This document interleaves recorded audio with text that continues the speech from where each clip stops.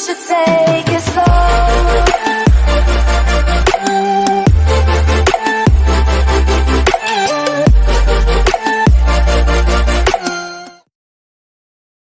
안녕하세요. 저는 평범한 회사를 다니고 있는 30대 중후반 남성입니다. 저는 현재 이혼을 준비 중에 있습니다. 고민 상담을 받고 싶은데 어디 가서 이런 얘기를 할 수가 없어서 의명이 보장되는 이곳에 제보를 합니다. 저는 대학교를 졸업하고 친구들보다 비교적으로 늦은 30살이라는 나이에 회사에 들어가게 됩니다. 회사의 분위기도 좋았고 모두 잘해주셨지만 아무래도 처음 들어간 회사이기도 하고 신입이라기엔 늦은 나이라는 것도 인지하고 있었기에 좀 더 긴장을 한 상태로 회사를 다녔습니다. 저희 부서에는 남자 1명, 여자 13명 정도로 총 20명이라는 이널개 같은 부서에서 일을 하고 있습니다. 그 당시 저는 막내였고 회사 특성상 일을 가르쳐주지 않기 때문에 눈치를 봐가며 어깨너머로 일을 배웠습니다. 그렇게 회사를 다니던 어느 날 첫 부서 회식이 잡혔습니다. 저는 막내였기에 당연히 참석을 하지 않을 수가 없었습니다. 모두가 퇴근을 한 후에 그대로 회식 장소로 이동하였지만 저는 퇴근 후에 집에서 정리할 업무들이 남아있어서 회식이 끝난 후에 집에서 마무리 작업을 하기 위해 당시에 살던 자취방에 서류를 두고 바로 회식 장소로 향해야 했습니다. 퇴근하고 자취방에 서류를 정리해 놓는 도중 같은 부서의 상사에게서 연락이 왔습니다. 제가 전화를 받자 XXMI 지금 어디야? 라고 묻길래 저는 너무 늦었다 하는 생각에 죄송합니다. 금방 가겠습니다. 라고 답변하였습니다.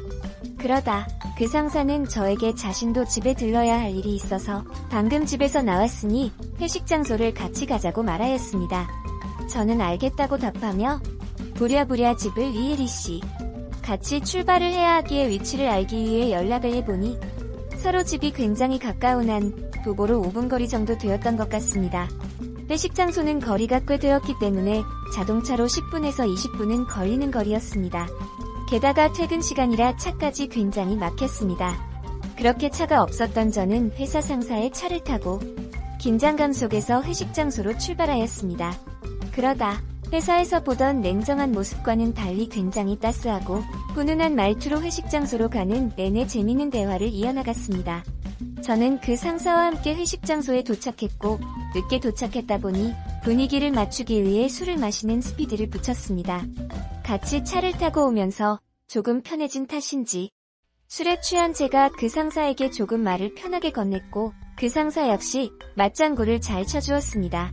저는 술을 잘 마시는 편이었지만 그 상사는 술을 잘 못 마시는 타입이었는지 상태가 조금 안 좋아지는가 싶더니 결국 회식이 끝난 뒤에는 완전히 손 빠진 인형 마냥 몸이 축 늘어져 버렸습니다.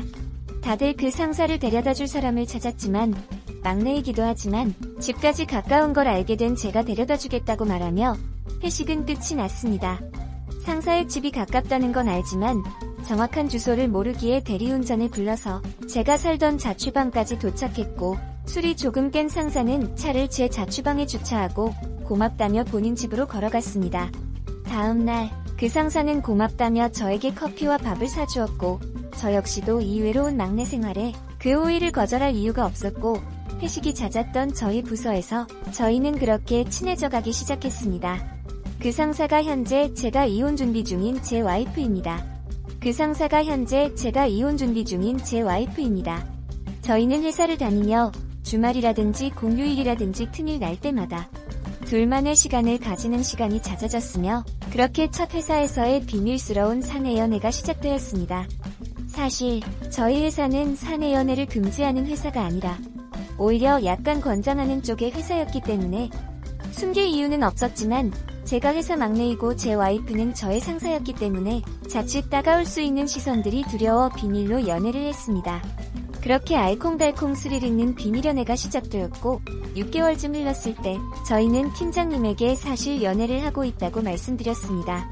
팀장님께서는 이미 한참 전부터 알고 있었다며 아마 모든 부서 직원들이 알고 있을 것이라고 말했습니다. 은날개 메시지도 함께 말이죠.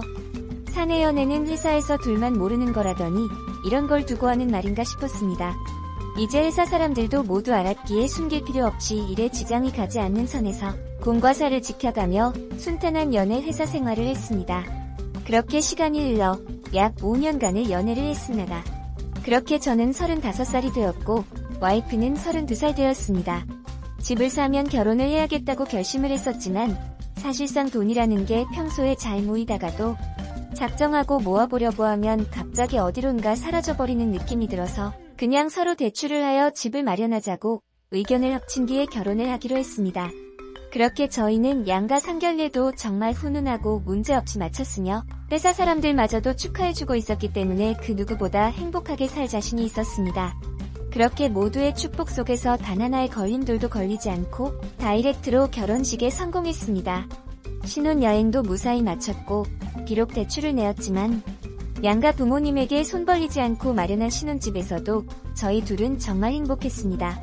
어렸던 입사 첫날부터 무려 5년이라는 세월이 흐르면서 저희는 많이 성숙해지고 성장했음에 서로 뿌듯해하고 있었습니다. 하지만 5년 동안 변하지 않은 것이 있었습니다. 바로 회사의 잦은 회식과 와이프의 주량이었습니다. 이전에 말씀드렸듯이 제가 와이프랑 친해지게 된 계기가 잦은 회식 덕분이었고 회식 덕분에 친해질 수 있었던 이유는 와이프의 주량이 약하기 때문입니다. 와이프의 집과 가까웠던 제가 매번 회식 때마다 집에 데려다 줘야 하기 때문에 급속도로 그렇게 친해질 수 있었던 겁니다. 하지만 저희를 이어줬던 와이프의 약한 주량과 잦은 회식은 결혼을 하고 나 뒤에는 정말 독이었습니다. 저는 결혼까지 한 사람이 회식에 가서 술을 그렇게까지 마셔서 몸을 못 가누는 것에 대해서 굉장히 불만스러웠고 다른 사람들 다 멀쩡한데 와이프만 주량이 약하다 보리트 매번 회사 사람들과 더 어울리지 못하고 회사 전체 회식 때에는 직급이 높은 상사들과는 말 한 번 섞을 틈도 없다는 게 너무 속상했습니다. 그렇게 저는 와이프와 이런 일상생활에서 조금씩 삐그덕거리기 시작하였습니다. 하나가 눈에 거슬리기 시작하니 거슬리는 행동들만 눈에 보이기 시작했습니다. 마치 5년 만에 권태기가 강하게 온 것처럼요. 저는 어쩌다가 와이프와 이렇게까지 멀어지게 되었다 생각하게 되었고 당장은 퇴근하고서라도 서로 얼굴을 보지 않고 화가 풀릴 시간이 필요했기에 와이프와 합의하에 저는 월세방을 바로 구해밖에서 3개월 정도 바로 생활하였습니다. 그렇게 3개월이 지났을 쯤에 회사 회식이 있는 날 저는 밀린 업무 때문에 회식을 참석하지 못하고 집에서 서류 업무를 보고 있었는데 와이프한테서 전화가 왔습니다. 전화가 오자마자 또 술 먹고 몸을 못 가누고 있구나라는 생각에 짜증이 팍 났습니다. 하지만 전화를 받아보니 와이프는 오늘 핑계를 대고 회식을 가지 않았고 할 말이 있으니 집 앞으로 와줄 수 있냐는 겁니다. 저는 업무 처리를 해야 하니 2시간 뒤에 가겠다고 말했고 2시간 뒤에 와이프가 살고 있는 저희 신혼집을 찾아갔습니다. 저와 와이프가 퇴근 후에 한 공간에 있는 것은 3개월 만이었습니다. 그렇게 와이프에게 무슨 할 말이 있냐고 묻자 저에게 본인이 잘못했다며 술도 적당히 먹고 해 안 줄 테니 이젠 별거 그만하고 같이 살고 싶다고 말하는 거였습니다. 길다면 긴 3시간 정도의 대화가 오갔고 저희는 3개월 만에 다시 신혼집에서 합치게 되었습니다. 그렇게 다 합쳐진 지 얼마 되지 않아 제 와이프는 임신을 하였습니다. 양가 부모님들 사이에서는 너무나도 기뻐하셨고 저희 역시도 뭔가 서로 간의 마음이 단단해지는 듯한 느낌을 받으며 알 수 없는 감동과 함께 주체할 수 없는 기쁨을 느꼈습니다. 물론 현실적인 걱정도 있었지만 그 소식을 들은 순간에는 그런 걱정은 기쁨의 감정에 묻혔습니다. 그렇게 10개월이라는 힘들다면 힘든 시간들을 보내고 새 생명의 탄생이 이뤄졌습니다. 저도 외동아들이고 와이프도 외동딸이었기에 저희는 양가 부모님이 총출동하여 출산을 지켜봐 주셨습니다. 2년이 더 흐른 뒤 사건이 시작되었습니다. 어느 날 와이프가 친구들하고 집에서 술 한잔 한다길래 아이를 봐주고 있었습니다. 집에서는 와이프가 몸을 못 가누더라도 그냥 방에 눕혀놓으면 그만이리 아이 방에서 아이와 함께 놀아주고 있는데 거실에 있는 와이프가 이상한 얘기를 하기 시작했습니다. 우리 XX가 우리 오빠애가 아니라서 참 다행이야. 우리 오빠 닮았으면 인물이 참 못났을 거 아니야. 저는 친구들과 술 취해서 장난식으로 하는 말인 줄 알았습니다. 그러다 그 다음 나온 말이 제 정신을 혼란스럽게 했습니다. 와이프 친구 중 한 명이 야 그러면 너네 오빠 말고 그 사람이야? 라는 말이었습니다. 여기에 와이프는 쉿쉿 하는 걸 들었습니다.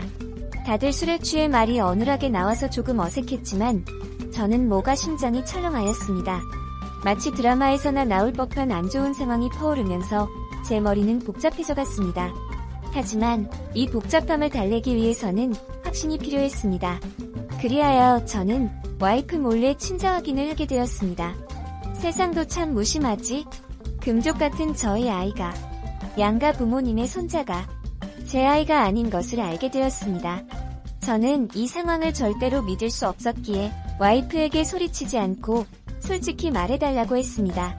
와이프는 제 아이가 맞다며 무슨 소리 하냐면서 소리쳤지만 제가 친자 확인을 했다는 사실을 말하자 바로 주저앉아 울기 시작했습니다. 저는 아직 양가 부모님께는 말씀드리지 않았으니 솔직히 말해달라고 했습니다. 솔직하게 전부 얘기해주면 이대로 우리 행복 깨지 않고 친자 확인은 없었던 걸로 기억해서 지우겠다고 했습니다. 사실 다 와이프에게 얘기를 듣기 위한 거였지. 어떻게 없던 일로 하겠습니다. 와이프는 말했습니다.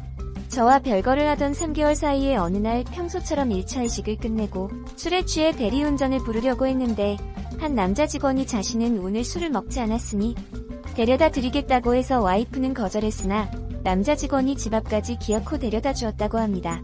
그날 자고 일어나니 와이프는 알몸 상태였으며 평소에 술에 취해 필름이 나가게 되면 더운 탓에 속옷만 입고 자는 경우는 있었지만 알몸으로 잔 적은 없었기 때문에 조금 당황했다고 합니다. 어차피 혼자 사는 집이었기에 평소보다 좀 더 더워서 그랬나 보다라고 생각했다고 합니다. 그렇게 와이프는 임신 사실을 알았을 때 조금 의아했고 합니다. 자신은 3개월 동안 관계를 가진 적이 없는데 왜 갑자기 임신이 되었는지에 대해서 말입니다. 갑자기 남자 직원이 데려다준 그날이 퍼오르고 알몸으로 잠에서 깼던 그날이 떠올랐다고 합니다. 그렇게 남자 직원에게 혹시 그날 와이프가 실수한 거 없었냐고 물었더니 그 남자 직원은 실수는 없었고 그냥 집 앞까지 대리운전해드리고 집에 갔다고 말했다고 합니다. 하지만 그날 말고는 필름이 나간 적도 없었고 대리운전 말고는 회사 직원과 집 앞까지 온 적도 없었다고 합니다. 그렇게 진실을 알기가 무서워진 와이프는 제가 눈치채지 못하도록 급하게 합치자고 말했고 지금까지 온 거라고 합니다. 자신의 임신 사실이 회사에 알려지자 다른 부서의 직원이었던 그 남자는 퇴사를 했다고 합니다. 그때부터 와이프는 이 일을 절대 말해서는 안 되겠다고 생각했다고 합니다.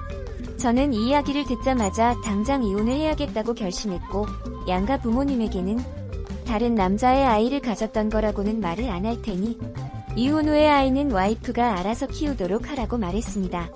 현재 저는 신혼집을 나와 방을 따로 구해서 생활하고 있으며 와이프는 현재 회사를 퇴사하고 하루에도 저에게 수십 통의 전화를 걸어 울면서 용서를 빌고 있습니다.